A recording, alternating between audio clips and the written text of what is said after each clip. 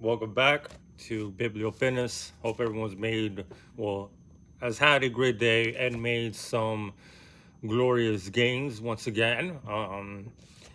Today is going to be a little off topic or off the beaten path for what usually transpires here, right? Like reading different aphorisms, sections, and so forth, which will still happen. There are quite a few sections that I've read recently. Like I'm at the very end. I'm at the end, almost the end of the dawn of day. I'm like 20 pages out, basically.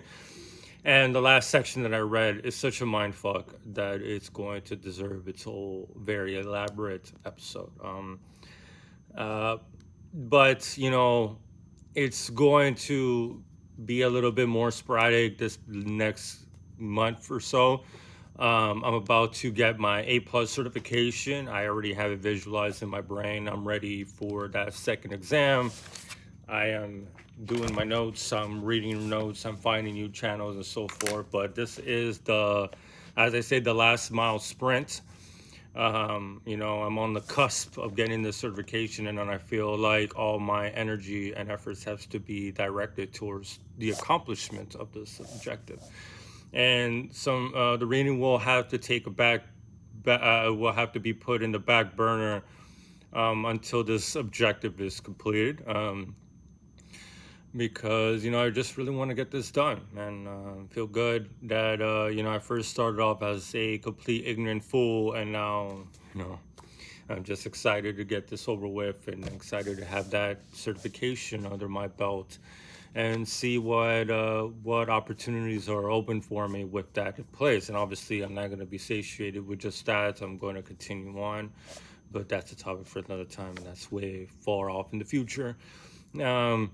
But today, like I said, it was off the beaten path because I'm not really going to be discussing a specific section, even though a lot of it is resonating in me with especially the section that I was speaking of, the discussion about the eternal obsequies and how, as civilization continues to progress, we have buried more and more of our most primal desires and most primal avenues of satisfying those desires and impulses, right? At the end of the day, what is religion and all these things? And obviously I'm coming at, I'm being an utter reductionist and at some basis fuck. But what are these but, desperate and elaborate endeavors to find substance with things that are not really there, to our lives. We became too smart for our own good and for our own biological processes. Those are no longer enough to keep us going, right? And I know I've said that countless times, but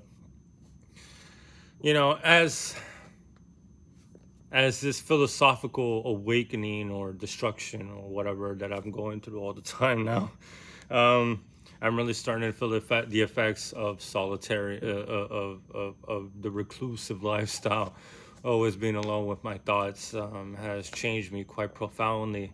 And it has also changed my relationship again with training and working out and that oh so vain endeavor of trying to pack on more muscle needlessly. It's not necessary. Obviously, I feel good about it because it makes you stronger. But my relationship with it has changed for the better. Because that whole endeavor at this point is the closest that I've gotten, and probably the closest that a lot of us can get to before the eternal obsequies take place. I feel like when you train and when you work out and you place yourself in such a primal meditative trance, what I'm saying, like you really put yourself in that moment where your parameters of success is not dictated upon material wealth. It's not dictated upon the confirmation and the validation by your neighbors or by your loved ones or all these bullshit manners as to seek purpose and all that stuff. But when you're training, when you're by yourself, and look, I like training by myself. I don't really want a training partner, to be quite honest with you. I like the fact that in this training, you really go out to the desert in a very microcosmic way, right? Like you are casting yourself out into the desert. You're by yourself in your own thoughts. And yes, death metal and stuff is blasting in my ears, but that adds on to the layers. So, like for me, what I'm beginning to realize that there's a sort of mysticism that begins to take place, an idealization that begins to take hold when we place ourselves in this situation, right? And all of this started to make sense to me, or I'm starting to rationalize it in that way. I'm still trying to figure out which was the actual case, but it really seems to be that way. Is that we are like in that moment so easily satisfied by the most base of desires, by the most destructive and the most conquering of impulses, right? When you're following progressive overload, I don't give a shit about the superficiality of what most people chase, right? The pump, the sweat, the tightness and all that stuff. Like that's all nonsense to me. That's not necessary. What matters is the numbers, right? What matters is the overcoming, the destruction of your previous perceptions of what you thought was possible, what you thought was the limit of your talent, of your skill, is continuously overcome over and over and over again, consistently. Hopefully, if you're doing what you need to do. And as I continue on this road, I really, you really do begin to see a lot of the realities of the world in a microcosmic sense in training. And I've said this plenty of times, but the fact that, like I said, I'm so easily satisfied by these things, like just overcoming just by one number or by better control, these very minute details that could sometimes be the breaking point, sometimes be that necessary jump for the next phase, for the next weight added on to the bar or more reps added on to your exercise or whatever the case may be. It starts off as such a banal, such a bourgeois endeavor, but it could become quite profound. And I feel like a monk of violence when I go in there, right? Like, one of the eternal funeral orations that we've had is that we have to find these little niches to exercise our violent impulses in a way that we can justify it to ourselves and we could justify it to the rest of society, right?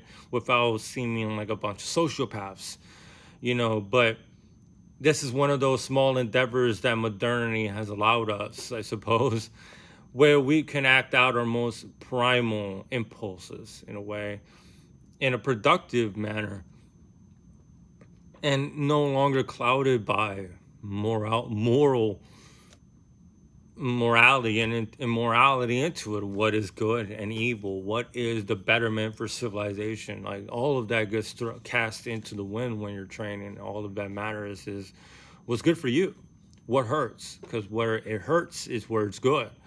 Where it hurts even more is probably where you want to stay, right? That nervousness, that excitement that comes before a top set, all of that,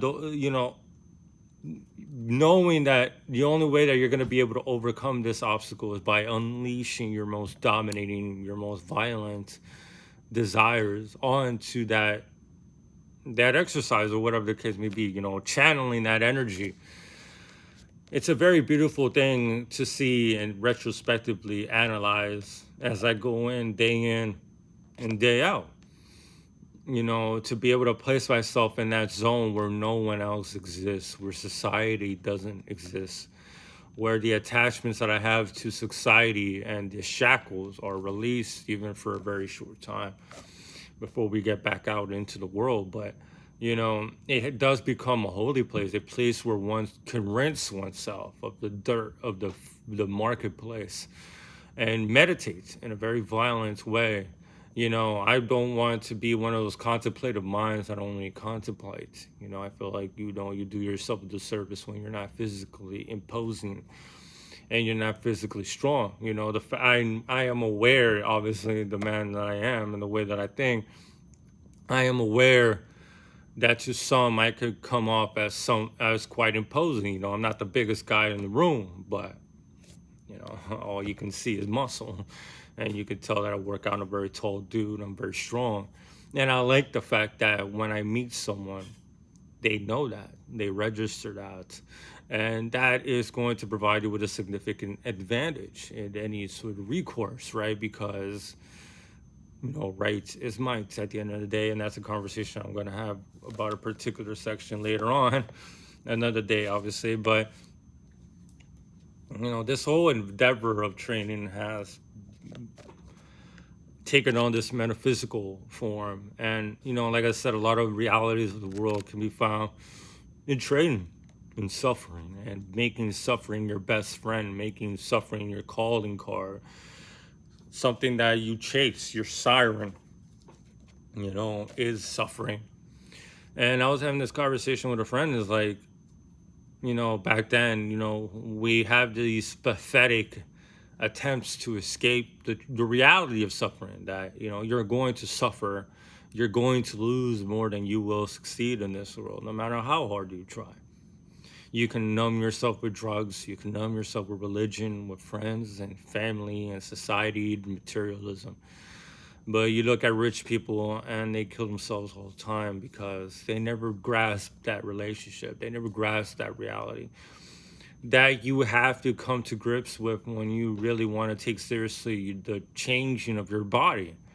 And the changing of your body requires destruction itself, the destruction of protein cells, the destruction of your muscle fibers, to force your body to reconstruct and to adapt to this new, very stressful environment. It is through destruction that you can grow, not through somehow bettering yourself and say, "Oh, I'm a good person. There's just some things that I need to work on." It's like, no, you need to break yourself. You need to break your own back for you to come out stronger. And that's why I feel like a lot of us resonate with the Saiyans, right? Like from Dragon Ball Z. They personify such a quintessential facets of existentialism, right? Like, what doesn't kill me makes me stronger, right? What is one of the great traits of the Saiyans is that the harder they get beat down, the more powerful they will become once they recuperate. And that's reality. In modernity, we become so weak and feeble-minded that now we have to make the world so big that everyone can live around with their little bullshit delusional truths that are supposedly self-evident, truths that can be proclaimed, not truths that have to be thrown into the ring of proofs and refutations. Thrown into the ring of, why does this make sense? How does this compare to other so-called truths? We become so pitifully weak that we consider those avenues, and we consider that trial of fire to no longer be necessary. And we are paying dearly for that. We allow morons and fools to believe their truths, and we say, yes, the world is big enough to acquiesce to you. When it's the opposite, your truths have to suffer, and you have to be willing to put them in the ringer and pull them through the pain. Are they worth it? Are these truths worth holding on to? Or are they just facades? Or are they delusions? Are we willing to be severe enough, not only with the world, but even with ourselves and our own philosophical proclamations or ideas, to be able to turn on ourselves, to become our own worst enemy, and to find the weaknesses in our own arguments and change as time requires it, to become cold and distant and very, very ferocious. That is the idea that I have for myself, and the idea that I have in my mind. And microcosmically, when it comes to the gym, it's very dry, very simple, very, there's no flash to my training. I do 5 exercises. I don't do supersets or drop sets or circuit training like a bunch of people like to do.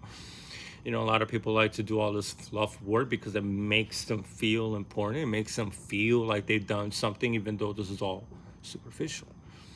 And I guess that's another symptom of how easily satisfied we have become, right? How our ambitions are so easily satiated with what's closest. But you know, with my training, none of that is possible because it's very simple. I don't even walk out like completely sore. I feel tired, and like today my chest hurts, but it's not feeling like my chest is gonna fly out, it's gonna burst out, or my back or my triceps or anything like that. I'm training hard, but there is none of that superficiality. It's only what is necessary that's there, and only what is necessary makes it look very dry, very cold, very, not doesn't look very palatable to our modern sensibilities. There's just so much elaboration that I can throw.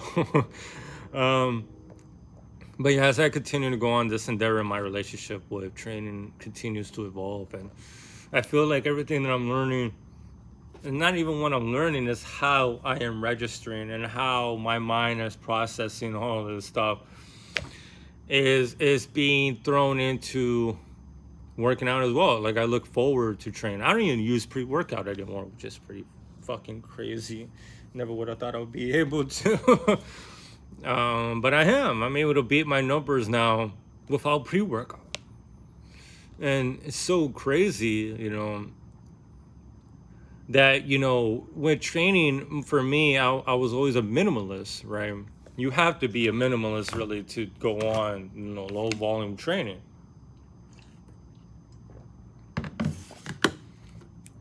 Like Dante Trudell, Mike Menser, and Jordan Peters,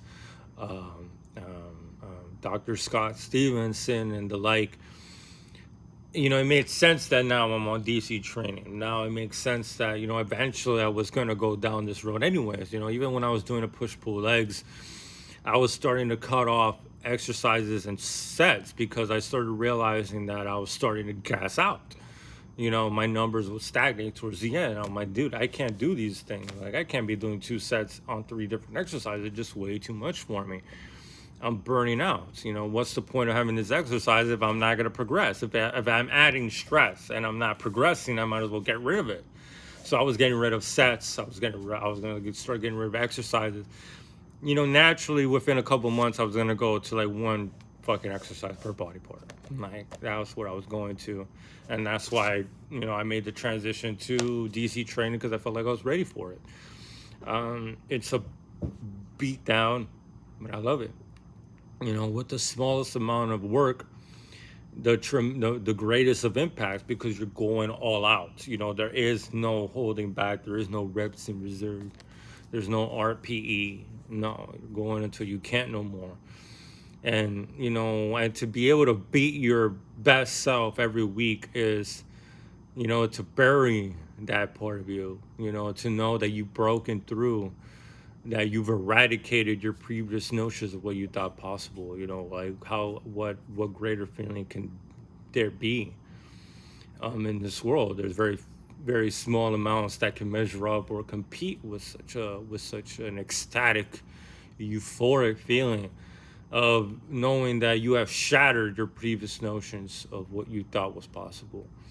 As I've gotten older, I just love this shit even more. It's pretty bizarre, but my philosophical and contemplative mind has added on so much value onto this, what seems on the surface such a simple endeavor, but I love it. I love the violence that you could place yourself in. I love that you can have the intent to murder, but you don't, obviously. You have the intent to murder some weights, but if I had that same amount of energy and directed at an individual, it would not end well for that individual. I love that I'm in that sort of control as well. It's scary, but the fact that from 1 second to the next, I can turn the switch on and, everything is dark. No one matters. No one matters next to me. Like, the world doesn't matter. The world doesn't exist. The world is me, and I am the world. It's amazing. It's beautiful. But yeah, I'm gonna go. That'll be all for today. I gotta do some study before I go to work. Thank you all for listening and watching. I do hope you have a great day. Make some gorgeous gains. Until next time, guys. Peace.